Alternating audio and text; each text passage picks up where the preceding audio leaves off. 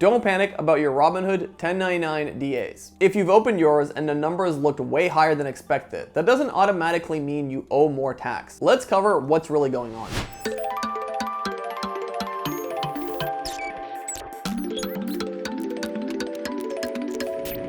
First, yes, Robinhood is issuing 1099 forms. Depending on your activity, you may receive a 1099 DA for disposals or a 1099 miscellaneous for things like staking rewards over $600.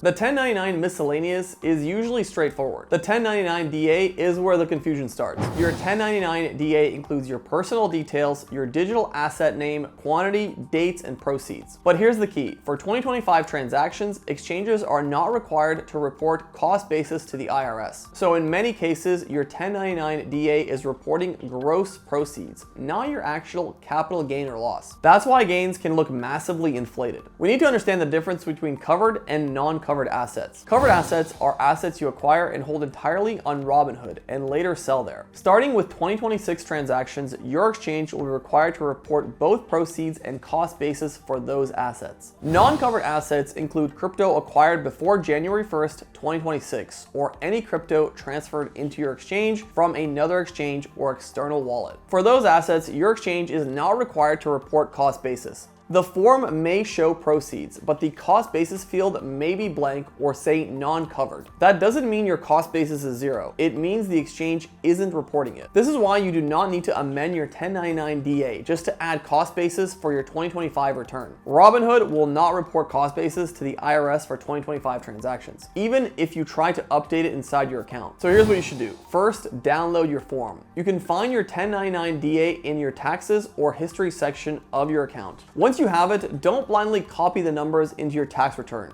Instead, use your full transaction history. This is where Koinly comes in. Import your complete Robinhood transaction history into Koinly using API or CSVs. Connect any other exchanges or wallets you use. Upload your 1099 DA directly into Koinly's tax report section. Koinly will reconcile the 1099 DA against your full history, calculate your actual cost basis across wallets, and generate accurate reports. From there, you can generate Form 8949 and Schedule D, marking whether transactions were reported on the 1099 DA and whether cost basis was included. You don't need to panic or rush to amend your 1099 DA forms from your exchange. You just need accurate cost basis calculations from your full crypto history. Reconcile your data, generate your reports, and file as usual. I've linked the written guide down below if you need further assistance. If you need more assistance, I've listed a bunch of different resources down below. Good luck with your April deadline, and I'll see you in the next video.